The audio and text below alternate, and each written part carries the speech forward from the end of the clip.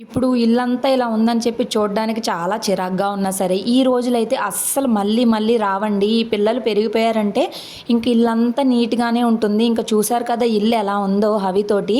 అన్ని బొమ్మలేసామండి. ఇంక ఒక బొమ్మతో కాదు అన్నిటితోనూ ఆడుతున్నాడు. ఇంక ఈవినింగ్ అయిపోయింది కదా! అన్నీ తీసేసి ఇల్లంతా కూడా క్లీన్ చేసుకుందాం అని చెప్పి తీసుకుంటున్నాను నేనైతే.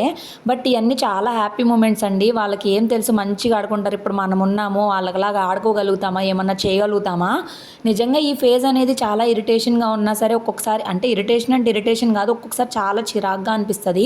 కానీ ఇదంతా మనము ఫేస్ చేయాలండి. ఈ రోజులు అసలు నిజంగా రావండి. నిజంగా చెప్తున్నా కదా! ఎవరైనా న్యూ పేరెంట్స్ గానీ, చిన్న పిల్లల తల్లిదండ్రులు గానీ ఉంటే ఎంజాయ్ చేయండి.